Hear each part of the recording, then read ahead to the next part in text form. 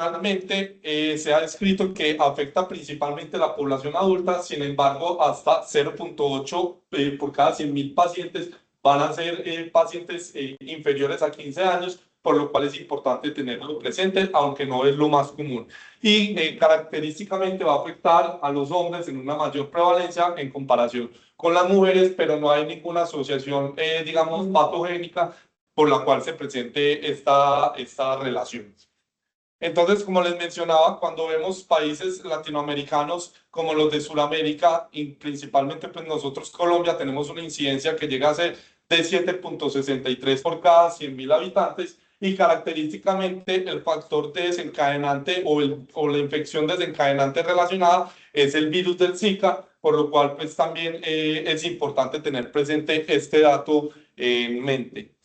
Adicionalmente, hay otro tipo de infecciones que se han descrito relacionadas con el síndrome de Guillain-Barré, principalmente infecciones respiratorias o gastrointestinales como el Campylobacter jejuni, y estas infecciones van a también estar relacionadas con esa variabilidad que puede tener según las estaciones, presentándose principalmente en países donde hay climas fríos o estaciones frías.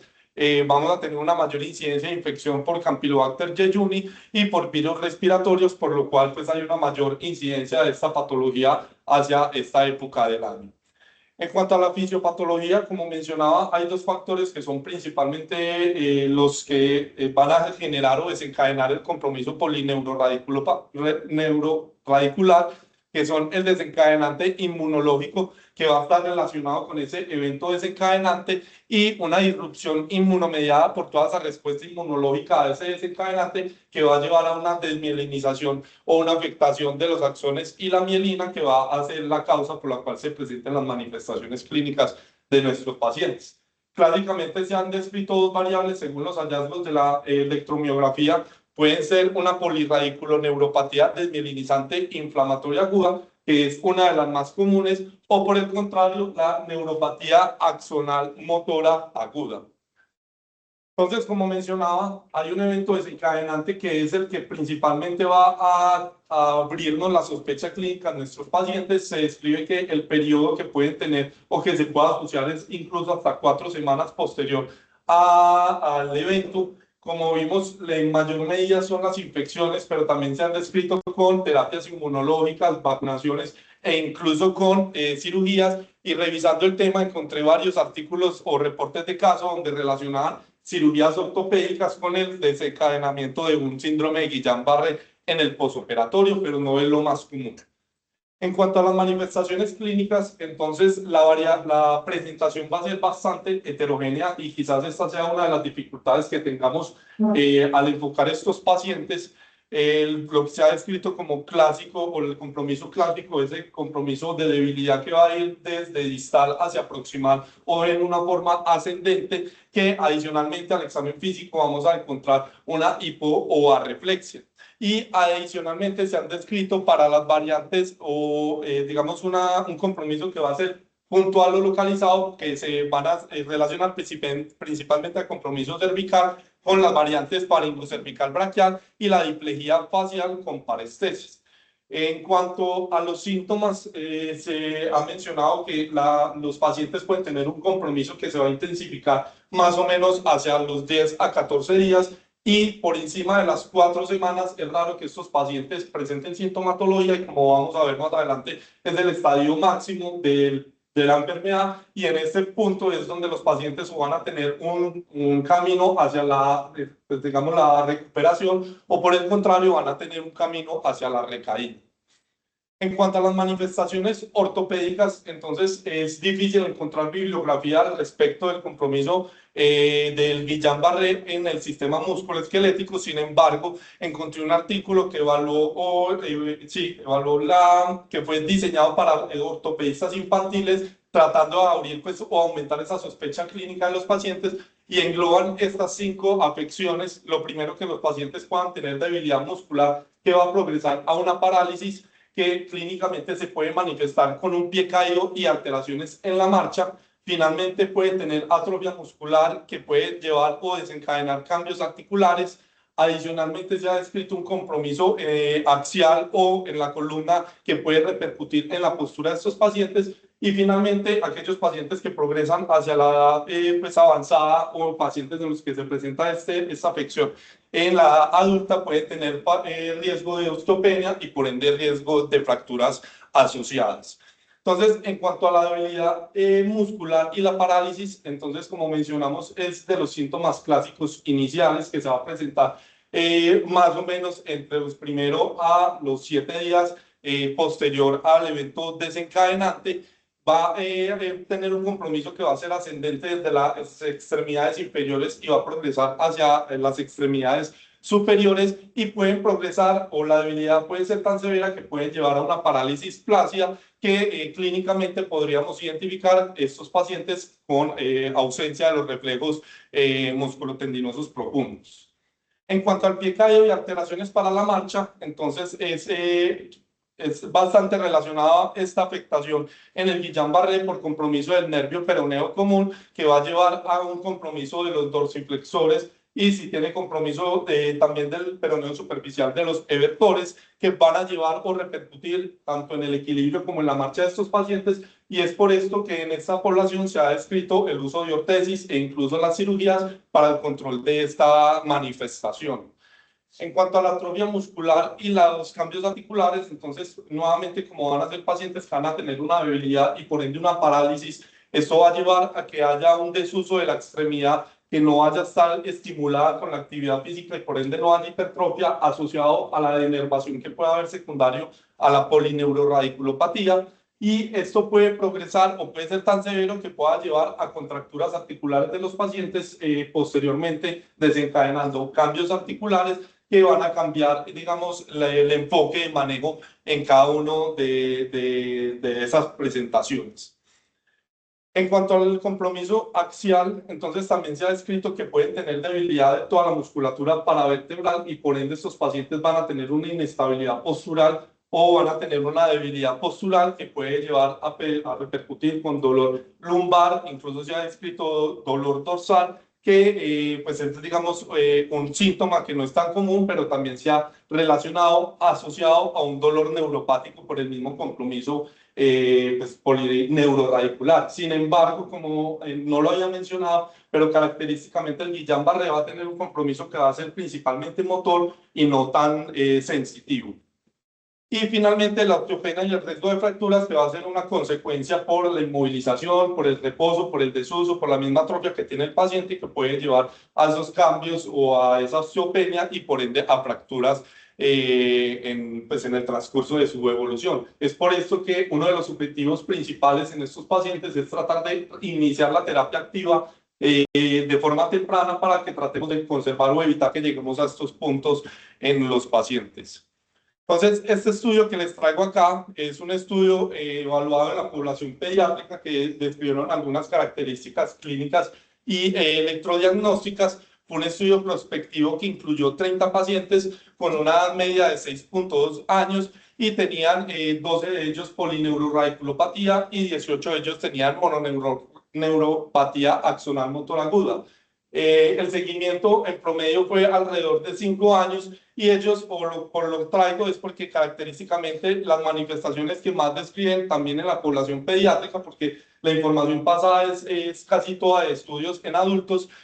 van a ser la debilidad distal en las extremidades, la disminución de los reflejos tendinosos profundos y finalmente el dolor, pero como les mencionaba, no es el principal síntoma en estos pacientes. En cuanto a las ayudas diagnósticas o el enfoque diagnóstico, la clínica, como lo voy a mencionar más adelante, será el factor principal. Sin embargo, se han descrito algunos elementos perdón, que nos pueden soportar el diagnóstico. Dentro de ellos, la punción lumbar es quizás uno de los más importantes. En estos debemos tomar o medir la concentración de proteínas y la concentración de glóbulos blancos y se ha descrito que lo característico o el hallazgo principal va a ser esa disociación albuminocitológica, donde vamos a tener un aumento de las proteínas en líquido cefalorraquídeo y una disminución en el conteo celular, lo cual es característico del compromiso polineuroradicular. Y adicionalmente se ha descrito el uso de otros paraclínicos como el hemograma, un perfil metabólico, la eritrosedimentación y un perfil metabólico incluido la glicemia, y esto con el fin de descartar otros diagnósticos diferenciales que puedan ser, digamos, confusores a la hora de realizar el diagnóstico. En cuanto a la electromiografía, es también una de las ayudas principales. Sin embargo, tenemos la limitante que en los estadios tempranos los hallazgos van a ser normales, o podríamos encontrar nervios inexcitables, pero no es lo más común. Sin embargo, si se realiza más o menos entre la tercera y la cuarta semana, vamos a encontrar característicamente una disminución en la velocidad de conducción, adicionalmente un bloqueo de la conducción y unas latencias motoras aumentadas o prolongadas.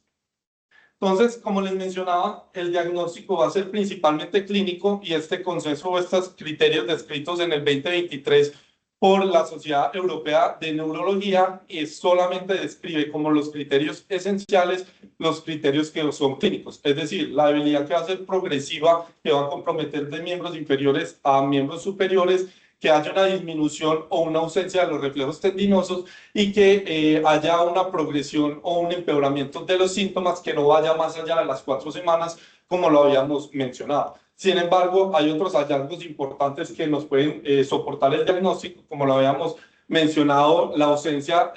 o la presencia de síntomas sensitivos o un dolor neuropático, la falla respiratoria, que es quizás el compromiso más severo que puedan tener estos pacientes, antecedentes de un evento de una infección respiratoria o gastrointestinal, dolor lumbar, o ya los hallazgos paraclínicos incluidos la electromiografía y la punción lumbar.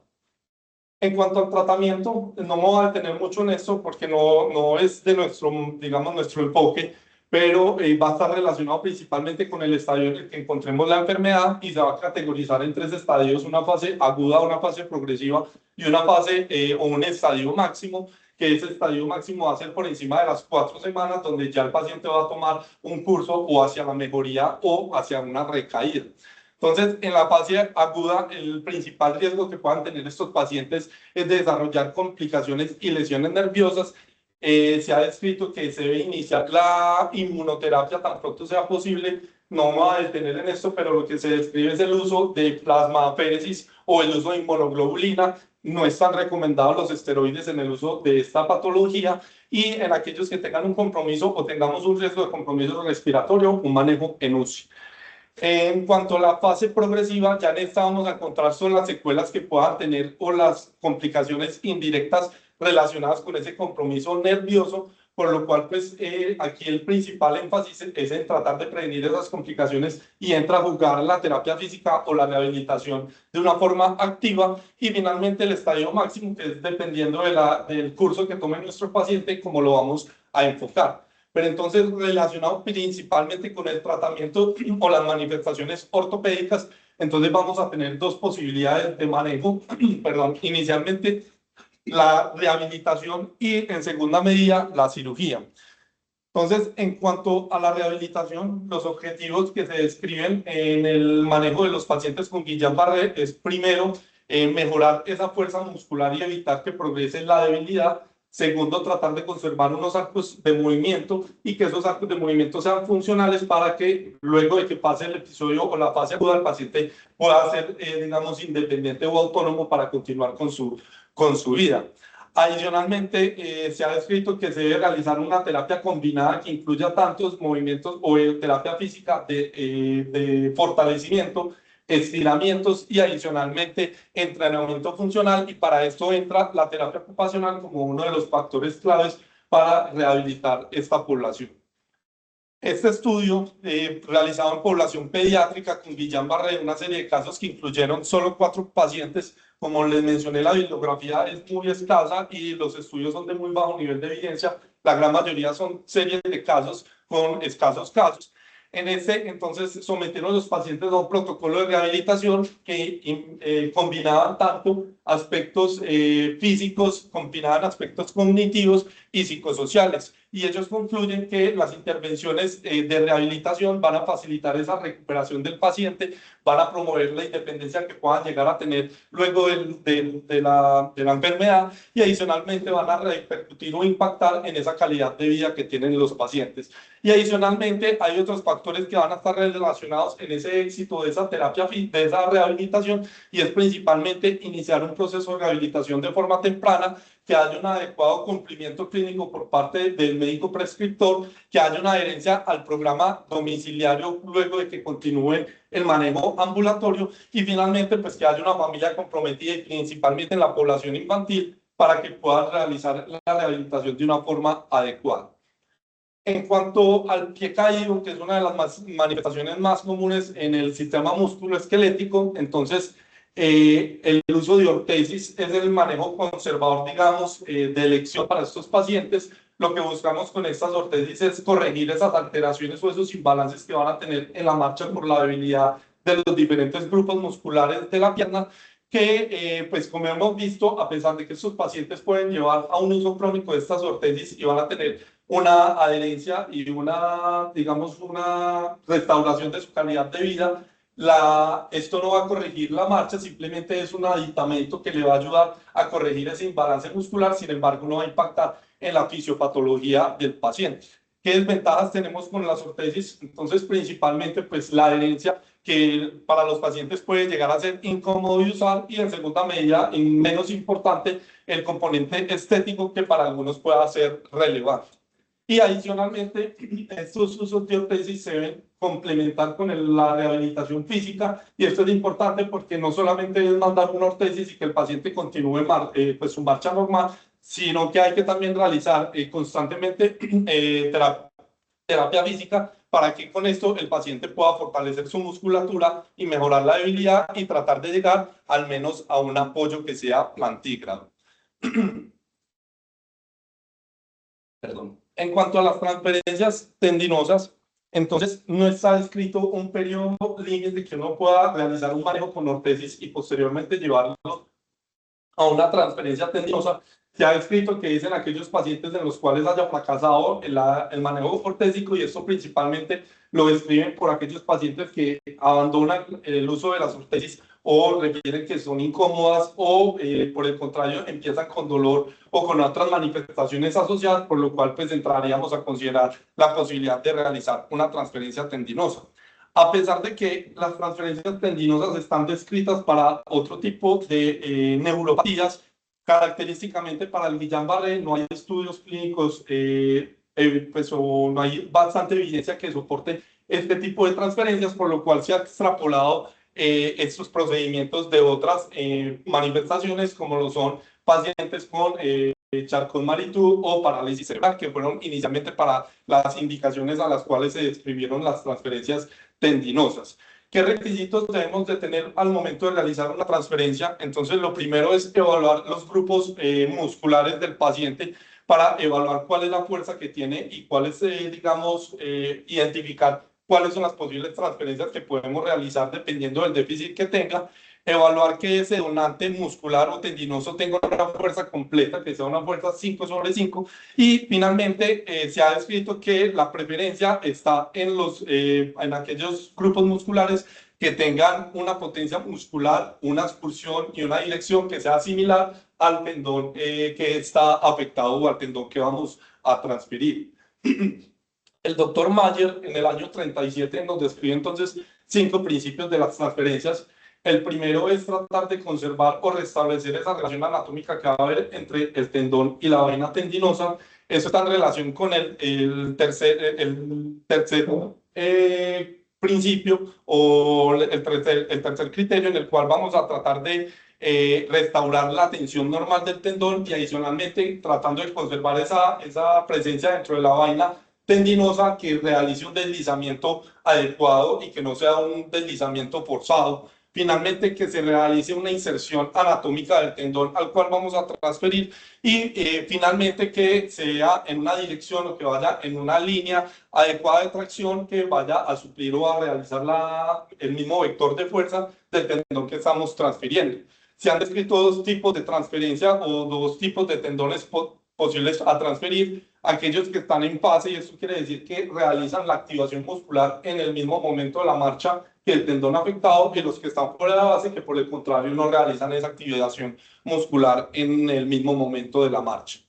Entonces, ¿qué debemos considerar antes de realizar la transferencia tendinosa? Lo primero es las funciones del tendón y la distancia que pueda tener el tendón hacia el eje articular. Y esto es importante porque, como mencioné, no hay suficiente evidencia descrita para el síndrome de Guillain-Barré, pero se ha descrito o se ha identificado que como tiene un compromiso polineuroradicular, es decir, puede afectar varios grupos nerviosos o musculares, esto puede llevar a un desbalance, por lo cual pues, es importante evaluar esa potencia muscular que tengan los pacientes previamente para el momento de realizar la transferencia, no generar un imbalance en el procedimiento. Entonces, cuando uno evalúa el pie caído, que principalmente es por afectación del tibial anterior, se ha descrito que el extensor largo de los dedos y el extensor largo del hallux, que están en la misma dirección y en la misma, digamos, en el mismo sentido o en la misma posición anatómica, no son lo suficientemente fuertes como para suplir esa fuerza que va a tener el tibial anterior, por lo cual no se han utilizado frecuentemente en este tipo de transferencias y se ha utilizado en mayor medida el tibial posterior, pero como les mencionaba, los estudios están relacionados principalmente a otro tipo de etiologías, dentro de ellas el Charcot-Marie-Tooth o la polineuropatía diabética, que son quizás indicaciones que se puedan extrapolar al compromiso que pueda tener el paciente con Guillain-Barré. En cuanto a la técnica para realizar la transferencia, entonces se han descrito múltiples técnicas. Los mayores debates en cada una de las técnicas están principalmente si realizar una transferencia proximal que sea a través de la membrana interósea o que sea circunferencial rodeando todo el reborde posterior de la tibia. Sin embargo, estudios biomecánicos en otro tipo de transferencias, no para el síndrome de Guillain-Barré, describe que hay una mayor, digamos, resistencia al movimiento y a la tensión que va a tener la transferencia cuando se realiza de forma transmembrana en comparación a aquellos que realizan la transferencia de forma circunferencial. Y otro de los debates importantes en este tipo de transferencia es en la parte anterior si vamos a pasarlo superficial al retináculo extensor o si lo vamos a pasar profundo, encontrando artículos que mencionan que la ventaja de que vaya profundo al retináculo es que vamos a evitar ese fenómeno de cuerda de arco y va a tener, digamos, una posición mucho más anatómica. Sin embargo, la limitante es que a medida que el paciente va progresando en su proceso de recuperación, puede presentar fibrosis o cicatrización que en el tiempo pueda limitar la expulsión del tendón a través del retináculo.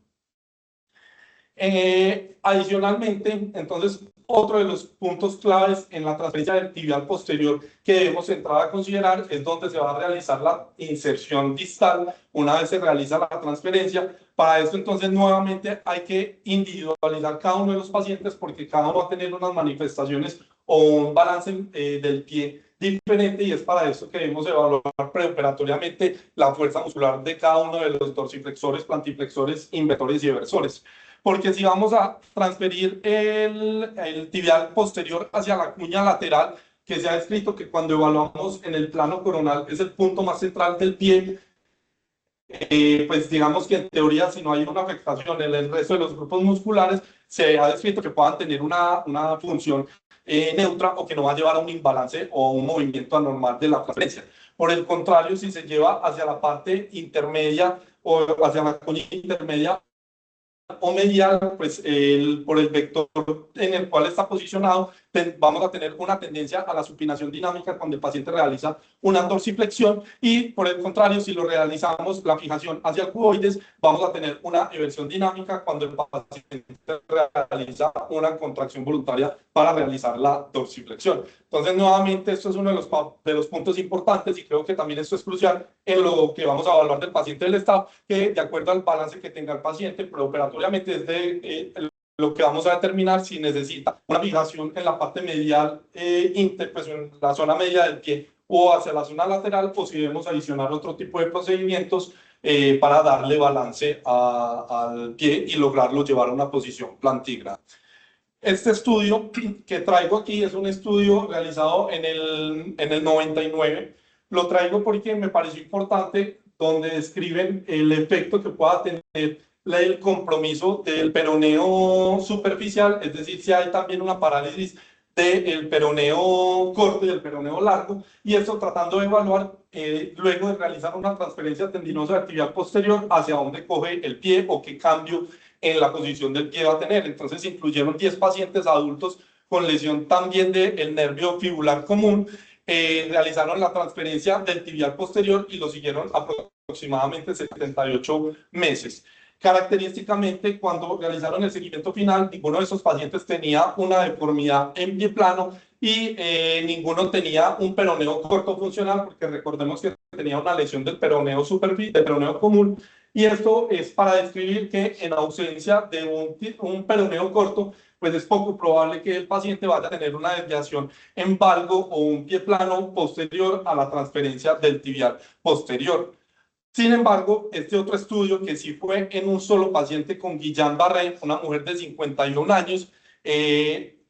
digamos llamativamente, nos contradice el estudio anterior, porque en la paciente tenía ese peroneo superficial intacto, es decir, tenía el peroneo corto funcionante. Sin embargo, en el seguimiento que tuvo el paciente, que fue alrededor de 30 años, qué pena, no presentó deformidad en valgo o una deformidad en pie plano, por lo cual, a pesar de que ellos describen que la ausencia o el peroneo corto no es el único factor crucial que pueda llevar al fiebre luego de una transferencia al tibial posterior en una posición en valgo, con el tiempo sí va a presentarlo y puede ser una de las, digamos, consecuencias que pueda ocurrir con este tipo de transferencias. Entonces, luego de encontrar un paciente que haya sido llevado a una transferencia del tibial posterior y que clínicamente encontremos un imbalance, pues me planteé qué estrategias de manejo pudieran haber para tratar de corregir ese imbalance muscular. Entonces, nuevamente me encuentro con que hay poca evidencia en la literatura, no hay procedimientos descritos que hablen primero de esa manifestación de que el pie se va en plano o en valgo posterior a esa transferencia del tibial posterior, solamente esos dos estudios que les traje, y más en población con síndrome de Guillain-Barré. Sin embargo, traigo esto del mismo estudio que incluyó 10 pacientes que tenían afección tanto del fibular superficial como del fibular profundo, en el cual los pacientes en el seguimiento postoperatorio, luego de identificación del pie plano, fueron llevados a ya sea un reemplazo de ese tibial posterior que se había transferido con un tendón del flexor largo de los dedos. Sin embargo, tenemos la limitante nuevamente, que es un tendón mucho más débil y con el tiempo va a tener el riesgo de ruptura. Y adicionalmente describían el alargamiento del tendón peroneo corto como otra de las estrategias para tratar de balancear el pie. Sin embargo, estaría indicado previo a que haya una distensión de los ligamentos plantares, secundario a esa alineación en plano valgo, que pueda llevar a que no funcione o que por el contrario nos quede un pie mucho más laxo y lleva a una deformidad mucho más acentuada. Entonces, como conclusiones, el síndrome de Guillain-Barré es una entidad, una condición que es infrecuente, especialmente en la población infantil, pero debemos de tener una sospecha clínica alta para diagnosticarlo temprano y repercutir en las secuelas. El manejo del pie caído neurológico es importante realizar un examen físico adecuado para identificar el grupo muscular, la fuerza que tiene y cuáles son los afectados para poder llevar a un manejo con una ortesis o con una transferencia, tratando de balancear el pie. Y finalmente, falta bibliografía al respecto del manejo de estos pacientes con esta patología, por lo que no hay un consenso claro en qué realizar en esta población, sino que extrapolamos de otro tipo de polineuropatías como el Charcot-Marie-Tooth o la polineuropatía diabética.